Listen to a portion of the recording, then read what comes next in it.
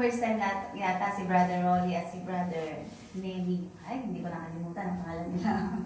Diba? So, sige po, tayo po tayong lahat at manalangin tayo.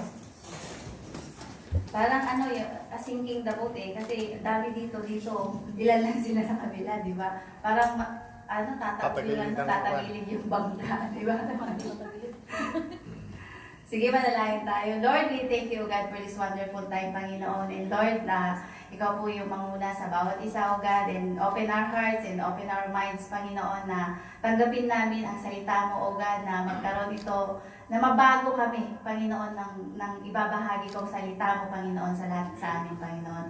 Maraming salamat, O God. And Lord, gamitin mo po ako as your mouthpiece, Panginoon. Thank you, Lord God. And Lord, may the words of my mouth and the meditation of my heart be pleasing to you, O Lord, my rock and my redeemer. Thank you, Jesus, O God. We praise you and we honor you. In Jesus' name I pray. Amen. Amen. Sige po, makaupo na po tayong lahat. Alam niyo po yung ibabahagi ko sa inyo. Tunay po na nararanasan natin itong lahat. Kumbaga, mayroon na nga tayong badge. Kumbaga yung parang medal na nakasuot sa atin. Yung itong pag-aaralan po natin. Kasi, sino po lagi yung busy dito? Sino po lagi yung nagmamadali? Sa umaga, sino po yung laging nagmamadali? Ako dyan eh. Guilty rin po ako dyan. Kasi sa umaga lagi po akong nagmamadali. Parang minsan wala na tayong time to pray. Kasi nga, nagmamadali tayo, hindi na tayo makapagbuklat man lang ng salita ni Lord, di ba? Kasi sobrang pagmamadali natin. And alam niyo po yung pagmamadali, hindi po yan nais ni Lord sa atin. Kasi si Jesus po, kahit na na ang dami pong lumalapit sa kanya, never po siyang nagmadali. Di po ba? Lagi po siyang may time para sa bawat isa. So ngayon po, dapat po tularan po natin ang ating Panginoong Hesus. Tama po ba? Amen. Di ba? Kasi si Lord po, lagi siyang nandyan para sa atin eh. At siya po talaga yung nagbibigay sa atin ng kalakasan, nagbibigay sa atin ng skill para magtrabaho. Tama? Di ba? Pero bakit natin hindi siya mabigyan ng time? Di ba? Yun po yung tanong sa bawat isa sa atin. Kasi lahat po tayo, ito ay isang reminder na dapat bigyan po natin talaga ng time. Kasi kung wala ang Panginoong Hesus, wala po tayo. Amen? Amen. Sige, bago po tayo mag-umpisa, i-declare nga po natin ito. Sige, 1, 2, 3, go! I am highly favored, greatly blessed, and deeply loved. Amen. So, yan ba, baka pati yan, walang time na i-declare sa mga, sa mga sarili nyo, sa umaga. Oh, guilty as charged. So, ang pag-uusapan po natin ay the high cost of hurry. Sino ang laging nagmamadali? Ako, lagi din po ako nagmamadali. Kaya nga po, nung ginagawa ko ito, reminder din po talaga sa akin to. Kasi minsan, lagi din po ako nalilate, di ba? Dahil minsan nalilate kang gumising, minsan may mga ginagawa ka pa, tapos wala ka ng time to pray. Dapat po, mauuna talaga yung prayer. Kasi yun po yung magiging natin, sandata, di ba? Yung paglapit po natin sa ating Panginoon.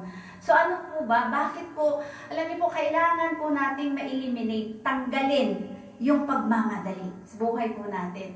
Kasi po, may cost po yan. Mayroon pong nangyayari sa atin na hindi maganda kapag lagi po tayong nagmamadali. Gusto niyo ba yun? Yung laging nagmamadali sa umaga? Di ba? Yung taranta ka. Yung dahil natataranta ako noon, one time may natataranta ako kasi nagmamadali na ako. Tapos kausap ko ang aking asawa. Di ba? Tapos nung naglalakad ako, sabi ko, ala, nasa na ba yun? Sabi kong ganun. Sabi niya, ano ba hinahanap mo? Sabi niya, sa phone ha? Sabi ko, yung phone ko, sira, kausap mo ako. Sabi niya, di ba? Ganun po kapag nagmamadali tayo, wala po tayo sa wisyo. Talaga pong apektado po yung natin, yung mind natin, yung ginagawa natin. Kaya sabi ko minsan, Lord, uyanin na ba ako? Pero hindi, dahil kasi yun sa pagmamadali. Di ba? The high cost of hurry. At bakit natin kailangang tanggalin ang pagmamadali sa buhay natin? Ang theme po natin is living in God's peace, love, and presence requires us to slow down and walk at His pace. Dapat po, di ba yan, slow down. Nag-i-slow down po ba tayo? O lagi pa rin po tayong, para tayo may hinahabol lagi? Di ba sabi niya, living in God's peace, love, and presence. Dapat po, nire-require tayo na mag-slow down at lumakad na kagaya ng ating Panginoon. So, una po nating puntos, hurry steals our peace and joy. Tama? Di ba kapag lagi tayong nagmamadali, wala na yung joy eh. Minsan nga, di ba, pagka yung, syempre, hinahabol mo, pati yung, yung tawiran, di ba, hinahabol natin, 3 na lang yung natitira dun sa, sa green light, di ba? Minsan hinahabol pa rin natin. Minsan nga, may kaibigan ako na nabangga talaga siya. Ako muntik na rin dyan. Di ba? Pati yung mayroon po kami kasama dati na dahil sa pagmamadali niya, nakabike siya, hinahabol niya. Ngayon nakita doon sa CCTV, alam niyo po, nasundan siya, nahuli po siya. Dahil lang po yun sa paghabol niya sa green light. Di ba? Yun po ang cause. May cause po talaga yung natin, pagmamadali. Wala kang peace, wala kang joy. Minsan nga pagdating mo sa factory, imbis na masaya ka, imbis na mag-uumpisa ka ng maayos, pero dahil sa kakamadali mo, wala ka ng kapayapaan, wala ka ng kagalakan na mag-umpisa sa trabaho mo. Yan. Sa Matthew 11:28, sabi po ng ating Panginoon, "Come to me all." Lahat po tayo inaanyayahan ng ating Panginoon. All of us are invited. Sabi po niya, "Come to me, all of you who are weary and burdened, and I will give you rest." Di po ba? Si Lord po,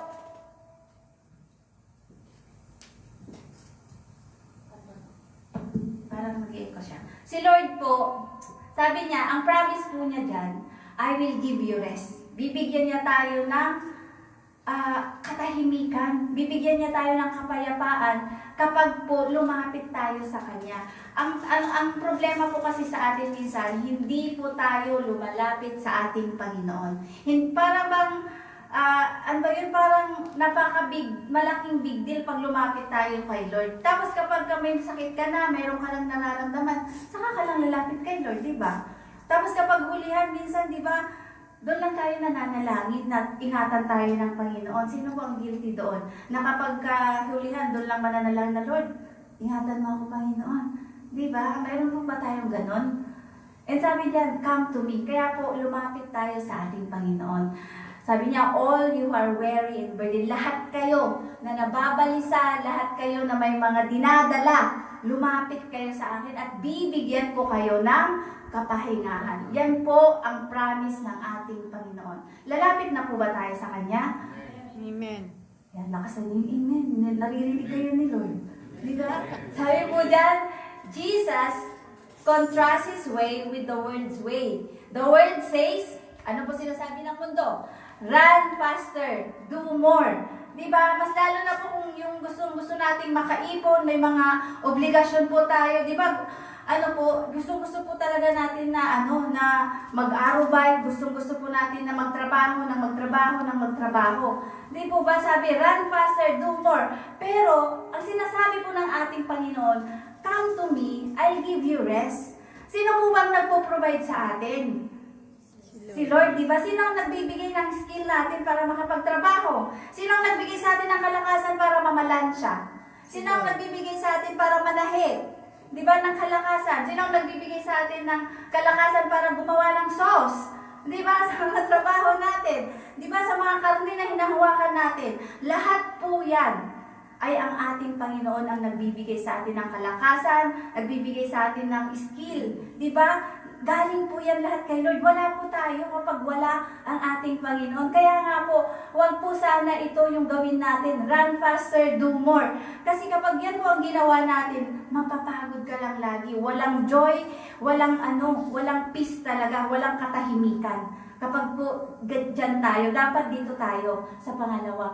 "Come to me, I'll give you rest. I will provide for you, anak. I will give you peace, anak." Di ba ganun po? "I will strengthen you." Yun po yung pangako ni Lord eh. Diba? Ito pa. Traffic, work, social media. Yan po yung mga di ba? Minsan, Ang galing, pagdating mo sa bahay, social media ka agad. Tapos, syempre, pag nakita mo, alauna na pala. Ngayon, magmamadali ka ng matulog, magmamadali ka ng gawin yung mga ano. Tapos, hindi ka na nakanagpanalangin, hindi ka na nakapagbasa ng salita ni Lord. Dahil, sino may kagagawan? Tayo, di ba?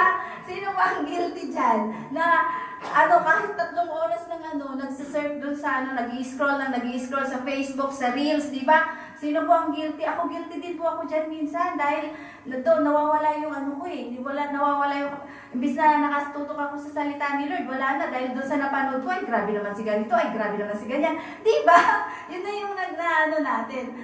Yan, yung sa traffic din, hinahabol natin, yung trabaho natin, gusto natin magtrabaho para lang makaipon, di ba? Tapos pala, dahil sa kakatrabaho mo, nagkasakit ka, baka mas malaki pa yung magagastos mo sa sa ospital, kaysa yung kikitain mo, di ba? Kaya po, kailangan, nandun din po dapat yung wisdom ni Lord, na dapat po, kailangan din po natin talagang alagaan yung sarili natin. Amen? All this, ito po, yan po ang nagmamadali po tayo lagi dyan sa traffic na yan, sa work na yan, sa social media na yan. But in Christ, ano po sabi?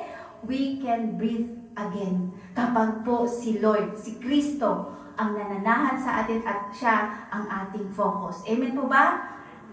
So alam ko po lahat tayo guilty dito, di ba? Lahat tayo nagmamadali. Kasi ako din eh. Yan, sa application po, slow down. Huwag muna tayo magmadali.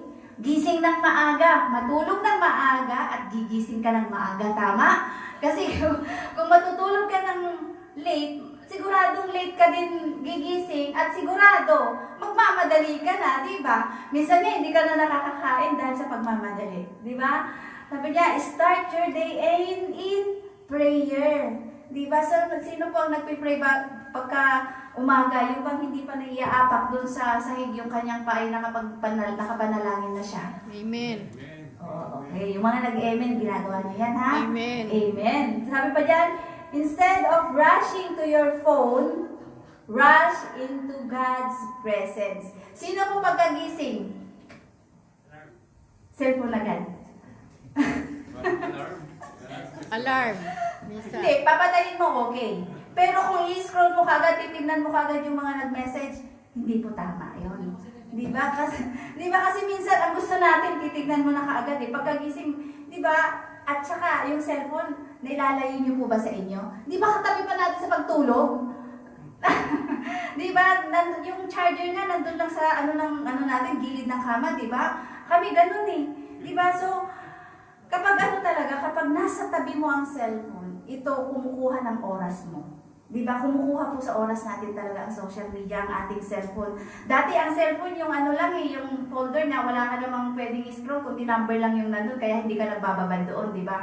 Pero kasi ngayon, andito na lahat eh. Kahit hindi ka pumunta sa internet cafe, kahit na nandito na lahat. Andito na ang computer mo. Kaya naman, mas nag-spend ka ng time dito. Imbis na, sige, mayroon tayong Bible app, di ba? Magbabasa ka. Ngayon, ting! Sabi niya. Siyempre, makikita mo ng message, basahin ko muna to. Di ba? Ganon tayo eh. Basta, ting! Gano'n na naman. Ay, naku. Importante yata yung sinasabi. Pero alam niyo po, when you spend time with the Lord, spend time with the Lord po talaga. Siya lang po sana. At ito pong cellphone natin, kung maaari, itabi muna natin at bigyan po natin ng time si Lord. Amen po ba yun? Amen. Di ba? Rush into God's presence sa umaga pa lang po. Amen po ba yun? Gagawin po ba natin yan? Amen. Parang napakalungkot nyo.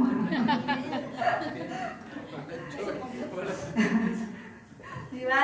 So, pangalawa. Ano pa ang pangalawa? Hurry prevents deep relationships. Diba? Apektado po yung ating pamilya, yung mga relationship po natin dahil sa pagmamadali. Tama? Alam niyo ba ang isang perfect example dyan? Kaya po, itingnan niyo po muna ito. Sa 1 Corinthians 13:4, sabi po, 1 Corinthians, love is patient, love is kind. It does not envy, does not boast, it is not proud. Pero dito po tayo mag-concentrate. Love is patient, love is kind. So, ang yun po ibig sabihin yan.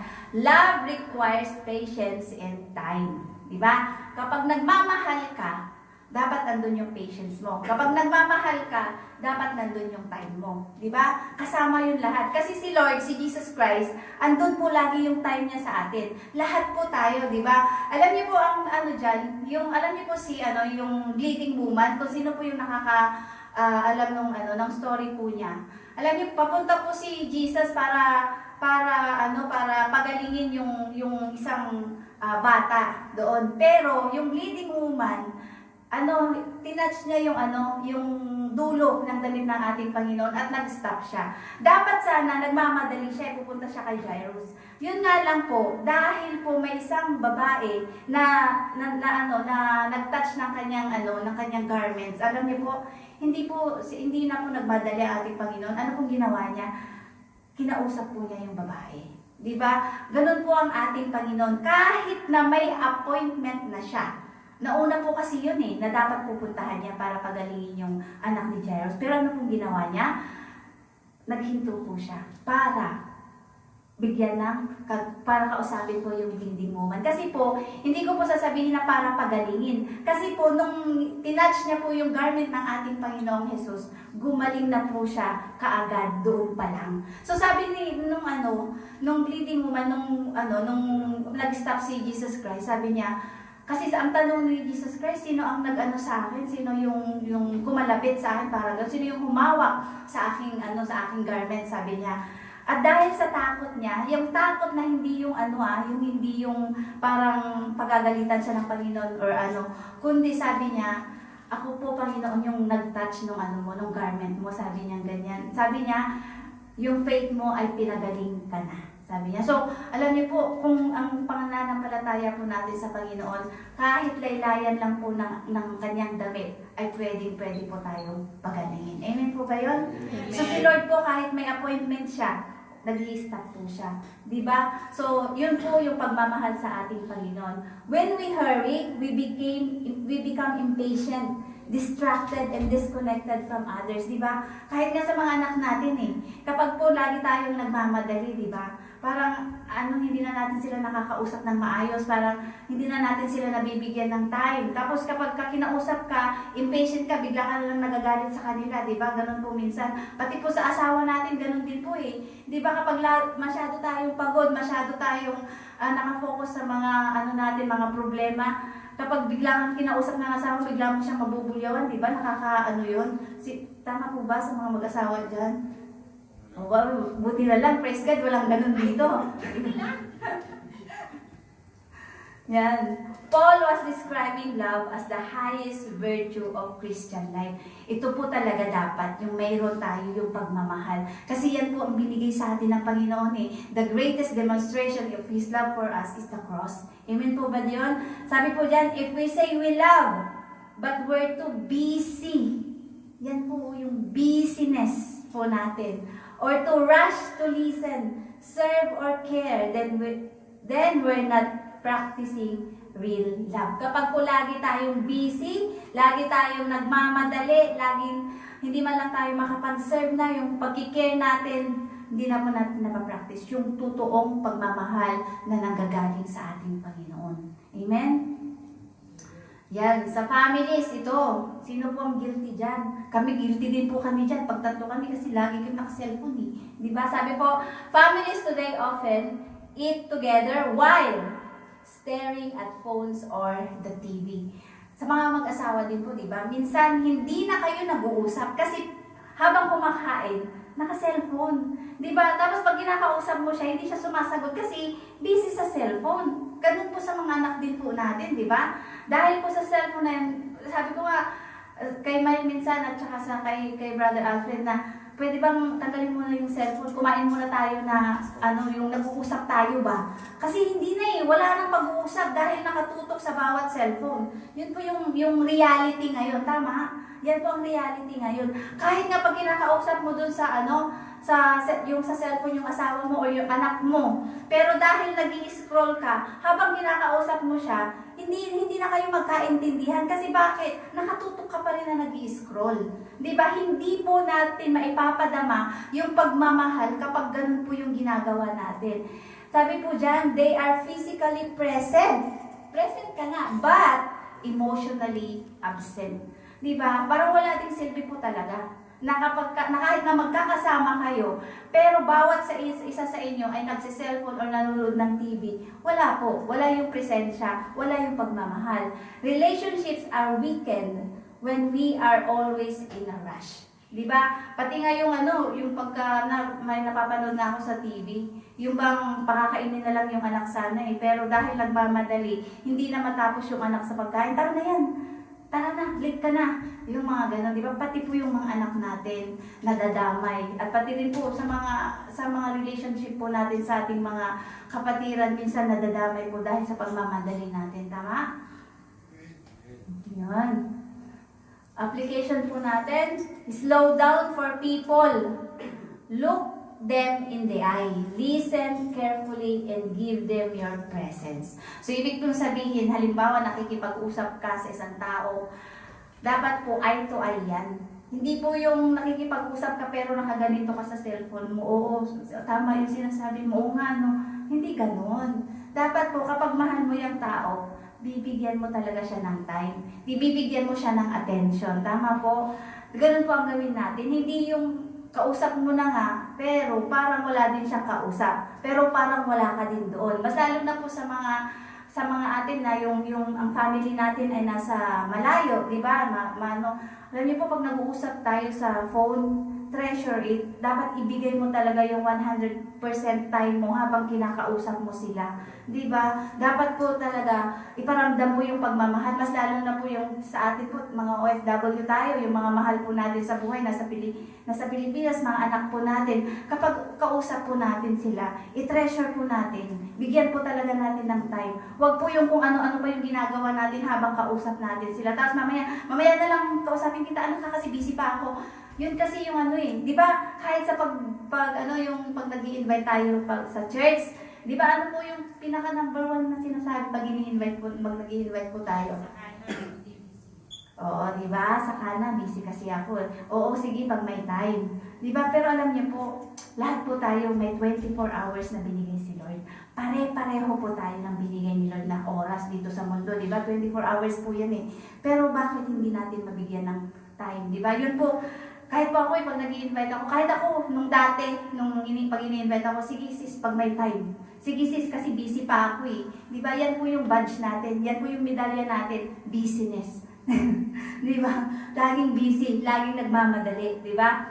Whether it was, sabi niya, Jesus always stopped for people, whether it was children, the sick, or the outcast. If He had time, we must make time. Di ba? Kung si Lord Jesus, may time siya para sa ating lahat. Dapat po, ganun din po tayo. Magkaroon po din tayo ng time para sa Kanya at para sa mga loved ones po natin. Amen ba yun? Amen. Amen. So gagawin na po ba natin na pwedeng maitabi na yung ating phone? Ito po kasi yung pinakakalaban natin in reality ngayon, sa panahon ngayon, di ba? Cellphone po talaga Di ba kapag ka nag-iwan to, babalikan mo kahit maliit ka? Di ba? Sino ang lalabas na walang cellphone? Wala ko cellphone ngayon. Pero meron kang tab. Oh, yeah. Oh, di ba? So, yun po yung pinaka di ba? Ang pinaka problema po talaga is this one. Pangatlo, ito yung pinaka sa pinaka importante sa lahat. Hurry hinders spiritual growth.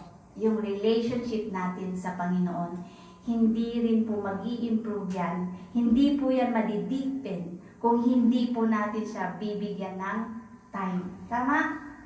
Kahit yung pagbabasa lang natin ng isang verse, tapos nagmamadali ka ba? Kala mo ba na-absorb mo talaga yung sinasabi ng Panginoon doon? Di ba hindi? Dapat bulay-bulayin mo Dapat i-meditate mo siya Pero bakit hindi natin magawa? Di ba? Samantalang, minsan nga sabi ko, pag uwi ko sa bahay, ako, ganito yung gagawin ko, ganito. Di ba? Nakaplano tayo. Pero pagdating sa bahay, pag naharap mo yung cellphone, mamaya ka na. Di ba? Pinoprocrastinate po natin. Sinasantabi muna natin siya. Pero, hindi po maganda na ganun yung gawin natin sa buhay natin. Kasi, alam niyo po ba na ang buhay natin ay isang lang yan, parang hamog lang, na kapag kinuha tayo ng Panginoon, hindi na may babalik. Kapag nag-log out ka sa katawang iyan, hindi ka na pwedeng mag-log in muli. Di ba? Hindi tayo parang sa cellphone lang na pwede tayo mag-log out at pwede tayo mag-log in. Pero po sa buhay natin, pag nag-log out ka dyan, wala na. Log out ka na forever. Di ba? So, yun po, no, mas maganda po talaga na magkaroon tayo ng relationship kay Lord. Kasi, pag maintindihan po natin ang kanyang mga salita, yun po yung magpapalakas sa atin. Yun po yung magbibigay sa atin talaga ng wisdom para gawin po ano yung tama. Amen po ba yun? Amen. Yan. So, sabi po dito sa 46:10 Psalms, He says, be still. Ito po sabi ng Panginoon, be still. Saglit lang, mag-slow down ka lang. Diyan ka lang muna. Diba sabi ng Panginoon, and know that I am God. Ako ang Panginoon mo. Ako ang magbibigay sa iyo ng lahat ng pangangailangan mo. Ako ang magbibigay sa iyo ng kapayapaan. Ako ang magbibigay sa iyo ng protection. Sabi ng Panginoon, I am your God. Hindi kita pababayaan. I will never leave you nor forsake you. Sabi ng Panginoon. Pero, hindi tayo makapag-still, di ba? Hindi tayo pwedeng pumirmi sa isang lugar lang minsan Parang lagi tayong yung balisa ka. Pag nakaupo ka diyan minsan parang tagal naman ni Pastora. Yung ganun, di ba? Alam din po ni Lord yun pag sinasabi niya ng tagal naman si Pastora, di ba? Alam din po ng Panginoon na kanina nga po nagmamadali ako.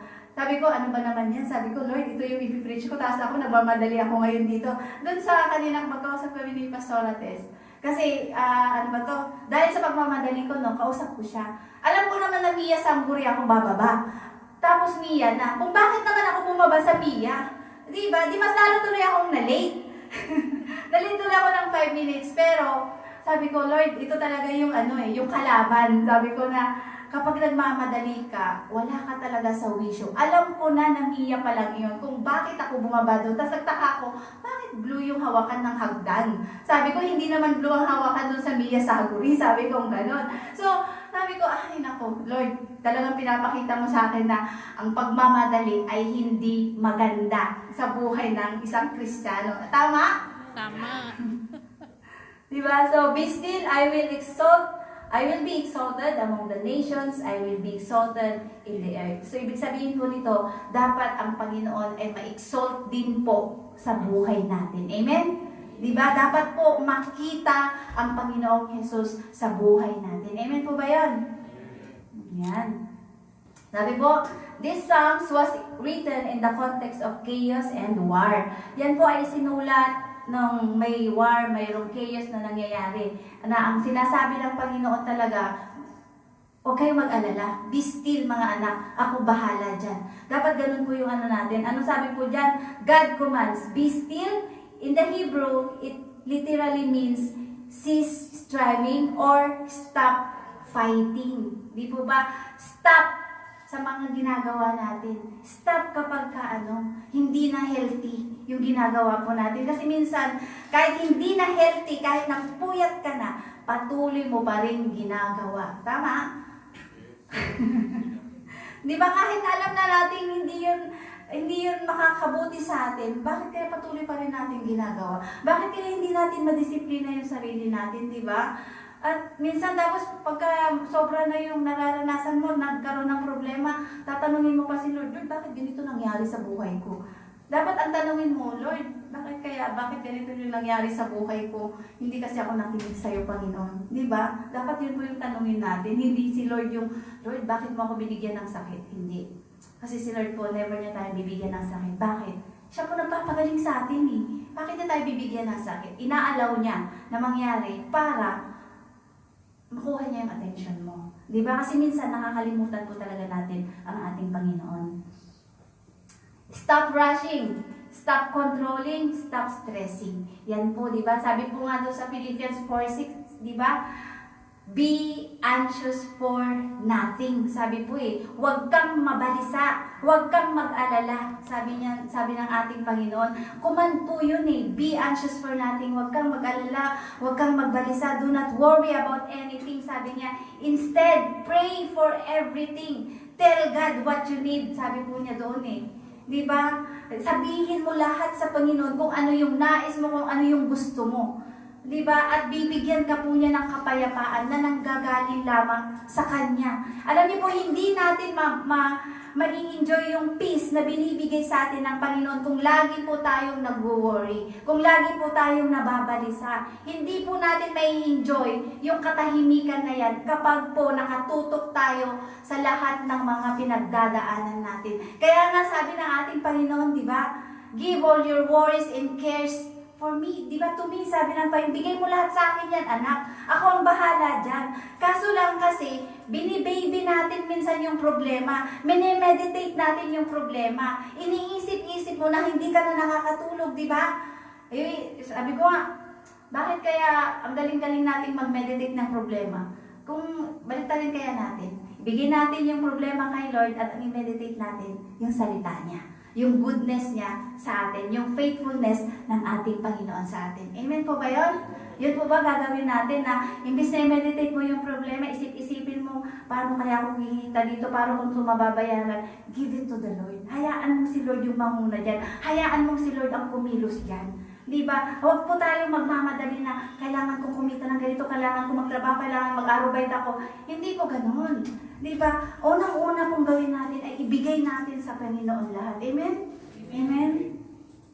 Yan, may nagsabi nga sa akin yung nai-stress na siya, na nadi-depress. Minsan kasi, kapag nag-iisa tayo, talagang hindi talaga yun maiwasan, di ba? Pero, dapat po, mas makita pa rin po natin yung kabutihan ng Panginoon kahit tayo po ay nag-iisa. Kahit ano man po yung problema, alam niyo po, mag-focus po tayo sa Panginoon. Mag-focus po tayo sa kayang gawin ng Panginoon sa mga sitwasyon po natin. Amen? Yan. Spiritual maturity cannot be rushed. Yun. Paano nga po ba tayo magmamature kung lagi tayong nagmamadali? Di po ba? God speaks in stillness and growth. And growth happens when we make space for Him. Ito po yung pinaka-importante. Make space for Him. Bigyan po natin ng time si Lord. Amen po ba yun? Bibigyan na po ba natin ng time si Lord? Amen. Mananalangin na po ba tayo sa umaga? Amen. Magbabasa na po ba tayo ng 10 chapter sa Bible? Reklamo, dami. Di ba? Kahit isang chapter o isang ano lang po, yung isang talata, alam niyo po, matutuwa na po ang ating Panginoon. Mag-spend lang, kahit nga 5 minutes lang yan, 2 minutes, basta. Ang importante, si Lord lang yung kausap mo na pag nag-ting yung cellphone mo, huwag mo munang titignan. O kaya, i-ano kaya natin, tanggalin muna natin yung wifi natin o yung data natin. Basta ano lang muna. Kasi, yun po talaga ang kalaban natin ngayon eh. Diba? So, alam niyo po, si Lord, gusto-gusto niya tayong pagpalain ng higit pa sa inaasahan natin. Pero hindi niya magawa, mas lalo na kung ikaw ay nakatingin sa mga problema mo. Diba? Kung ikaw ay nakatingin sa mga pinagdadaanan mo. Kasi, diba, yung puso natin, andyan po lahat eh. Alam po ni Lord kung anong nilalaman yan. Ngayon, kung nilalaman yan lagi ay salita ng Panginoon, sigurado po na mararanasan mo lagi yung kapayapaan, mararanasan mo lagi yung presensya ng ating Panginoon. Gusto niyo po ba yun? Amen. Siyempre, sinong gusto dito na laging nagmamadali at nag-aalala, di po ba? Gusto natin na magkaroon ng kapayapaan talaga. Sa Luke 5:16, ito po si Jesus Christ na po ito. Di ba? God siya. Di ba? 100% human, 100% God po siya. Sabi diyan, but Jesus often withdrew to lonely places and prayed. So ating Panginoong Jesus po, ang perfect example natin, na kahit siya ay anak ng ating Diyos Ama, nagbibigay siya ng time para makausap ang kanyang Ama. How much more kaya tayo na mas kailangan po natin ang ating Diyos, di po ba? Siya po, sabi niya, pumunta siya sa ilang na lugar para lang po manalangin, para po mag-spend ng time with His Father. Eh di mas lalo po tayo na kailangan natin yan, tama? Amen po ba yun? Yan. Even Jesus, who was perfect and had crowds pressing on Him, made it a habit to withdraw and pray. Di ba? Kahit po anong busy ng ating Panginoon, alam niyo po, basahin niyo po yung Matthew, Mark, Luke, John. Andyan po lahat yung ginawa ng ating Panginoon. Kulang pa nga po yung naisulat eh. Kasi kung isusulat po lahat, mas marami pa po tayong babasahin, di po ba? Pero alam niyo po, nakalagay po dyan kung paanong si Jesus ay lahat inistapan niya. Yung bang nag-stop siya. Bawat nangangailangan siya sa kanya, nag-i-stop po ang ating Panginoon. Di ba? Kahit nga po yung, alam niyo ba, isa pang example sa Bible po na laging nagmamadali ay si Martha. Di ba? Si Martha at si Mary, magkapatid po yan, mga best friend po yan ng ating Panginoong Jesus. Si Lazarus, si Martha at si Mary, mga BFF po yan ni Jesus Christ. Ngayon, in-invite siya doon sa, di ba? Doon sa bahay nila. Pero si Mary, ay si Martha, busy siya sa paghahanda sa ipapakain sa ating Panginoon. Di po ba? Kasi ganun po yung culture noon eh. Pero alam niyo po, sabi niya, dahil naiinis na siya sa kapatid niya, kasi si Mary po, nandun lang na nakaupo sa paanan ni Jesus Christ. Ano po sabi ni Martha? Talagang tinarget niya po si Jesus at mismo si Mary. Sabi niya, hindi siya nahiya eh. Sabi niya, Jesus, sabi niya, ano ka ba naman? Hindi mo pa nakikita na pagod na ako? Utusan mo naman yan si Mary na tulungan ako, sabi niya. Di ba? Ano po ang sagot sa kanya ni Jesus Christ? Martha, Martha. Alam niyo po, pag 2 beses inulit ng Panginoon ang pangalan mo, ang pangalan natin, napaka-importante po natin sa Kanya. Napaka-precious po natin sa Kanya. Alam mo, sabi niya, Martha, Martha, you are worried, sabi niya. Di ba? Of many things, sabi niya. One thing is needed, sabi niya. Isa lang ang kailangan. At yun yung ginawa ni Mary, ang umupo sa paanan ng ating Panginoong Jesus. And sabi niya, and it will not be taken away from her. Sabi niya gano'n, di ba? So, ang gusto po ng Panginoon, kapag nandyan siya, mas lalo na po dito ngayon sa church, bigay po natin yung pakikinig 100% sa kanyang salita. Ito po nakaupo po tayo ngayon sa paanan ng ating Panginoong Jesus. Amen po ba yun? Amen. Amen. Diba? So, naiintindihan niyo po yung sinasabi ng ating Panginoon sa atin ngayon. To ano po yung ini-encourage na po tayo na huwag laging nagmamadali. Bigyan natin siya ng time. Bigyan natin ng time yung ating mga loved ones. Amen po ba yun? Amen. Amen. Kasi ginawa din po talaga ng ating Panginoong Jesus eh. Diba? So, He modeled the importance of slowing down for intimacy with the Father. So, ito po, mayroon po ba tayong intimacy with the Father? Mayroon po ba tayong relationship sa Kanya? Alam niyo po, yung religion natin, it will never save us po. Hindi po tayo maisisave ng ating mga religion. Salvation is individual. Individual po. Pati po sa mga anak natin, hindi po natin sila pwedeng isave. Individual po yan. Kaya ang gagawin po natin, tayong mga magulang, tayo po yung magbabahagi sa kanila ng salita ng Panginoon para makamit din po nila yung salvation na ino-offer ng ating Panginoon. Di ba ba? So, lahat po, ang gusto po talaga ni Lord is relationship. Sabi nga po niya, I don't want your sacrifices, I don't want your offerings. Ang gusto po niya ay yung relationship natin sa Kanya na ma-improve po yun dapat. Amen po ba yun? Gusto po ba ninyo magkaroon ng intimate relation sa ating Panginoon? Amen. Gusto niyo po? Amen. Amen po ba? Amen. So, ano po gagawin natin? Start na po natin na magkaroon ng time with the Lord. Amen? Amen. Nasa sa inyo din po yan eh. Nasa sa inyo din po yan kung uumpisan niyo po. Amen po ba yan? Amen. Yan. A word life keeps us shallow. No time for prayer, no time for word, no time to hear God's voice. Di ba? Yan po talaga yung katotohanan na kapag po nagmamadali tayo lagi, wala tayong time mag-pray, wala tayong time na makinig sa salita niya, wala tayong time makinig sa kanyang boses. Diba? Kasi po nagmamadali ka lagi eh. Diba? So ang gusto po ni Lord, spend time with Him. Yung pong kayong dalawa lang yung mag-uusap talaga ng ating Panginoon. Sa bahay po natin, pwede naman po eh, na magkaroon tayo ng time with the Lord. Diba? Amen po ba yun? Or sa mag-asawa, pwede naman po kayo magkaroon ng devotion na dalawa kayo, kahit 10 minutes every morning. Di po ba? Pwede po natin gawin yun. At magkasama din po kayo magpipray. Diba? Pagpipray niyo po yung mga anak niyo, pagpipray po niyo yung pamilya ninyo. Pag alam niyo po, pagsama po talaga, mas lalo po sa family. Napakaganda pong ehemplo nun sa ating mga anak. Amen?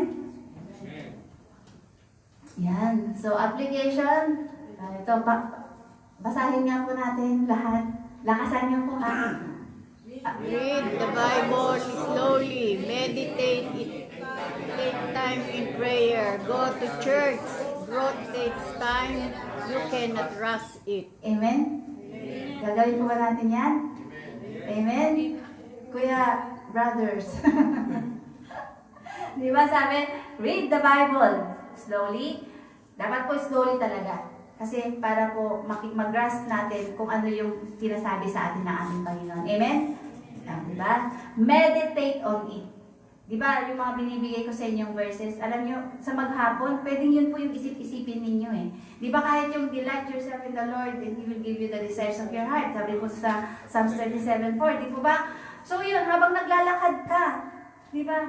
Ipalala mo, Lord, hahanapin ko yung kaligayahan sa iyo lamang, Panginoon. Lagi ako magdudwell sa iyo. Yun po yung ano natin. Ako po, ang lagi kong minememorize, minemeditate habang naglalakad ako, Psalms 91. Yun po kasi para hindi ko po siya makalimutan. And at the same time, ginagawa ko na rin po siyang panalangin. Di po ba? Or Psalms 23. Alam niyo po, hindi po natin sasabihin na hindi natin kayang mag-memorize or mag-meditate. Di ba? Kung natutunan nga po natin yung mga trabaho natin, hindi po kayang gawin na mag-meditate ng salita ni Lord. Di po ba? Amen po ba yun? Amen. Meditate on it day and night. Sabi pa nga dun sa Joshua eh. Di ba? Kahit sa Psalms 1, sinabi rin po na meditate day and night pa din.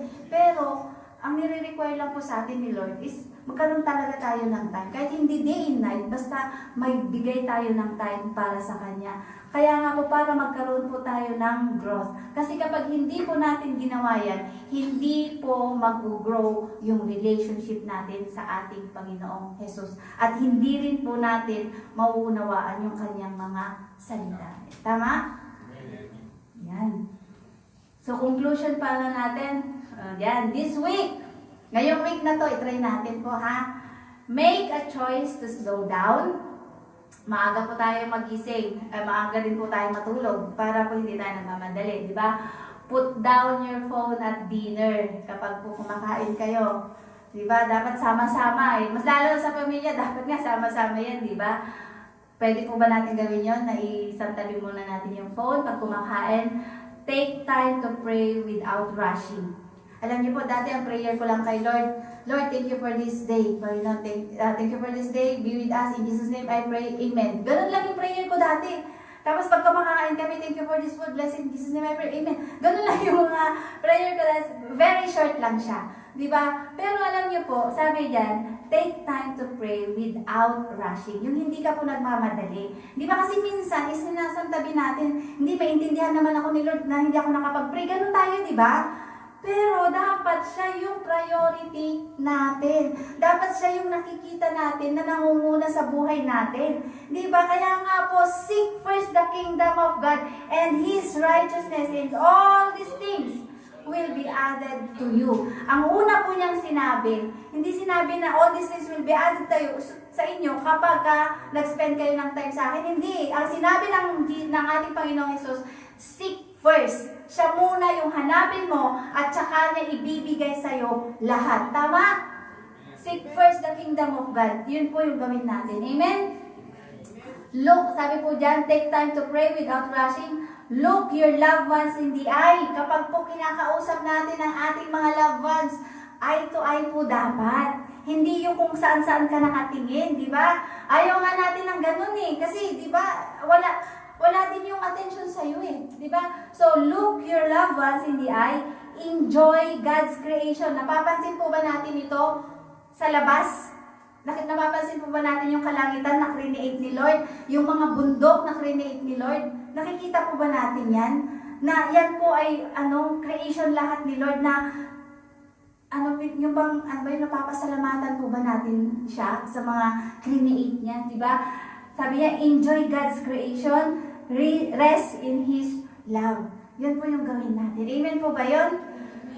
Na i-enjoy po natin yung creation ng ating Panginoon. Pasalamatan po natin siya. Yung mga bundok na yan. Alam niyo po, kahit nga po hindi magpakilala sa atin ang Panginoon, sa creation po lang po sa creation po lang po niya, makikita na po natin kung sino ang ating Diyos. Na may Diyos na nag-create sa lahat ng yan. Amen po ba? Amen.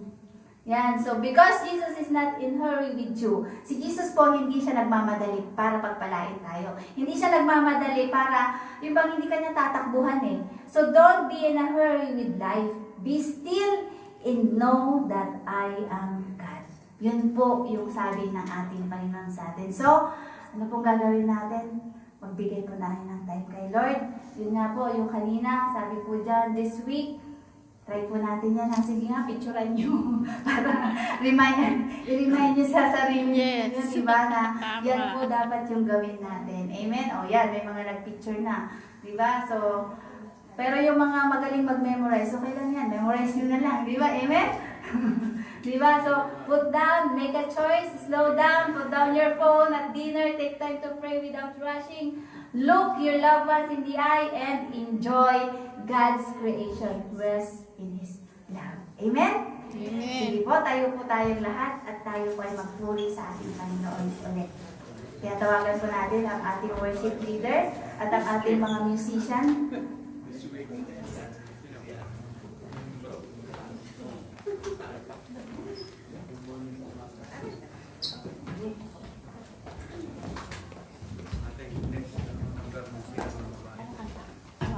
Huwag nang pipilitin.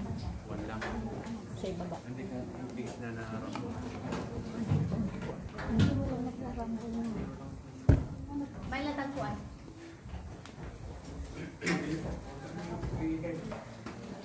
Yeah.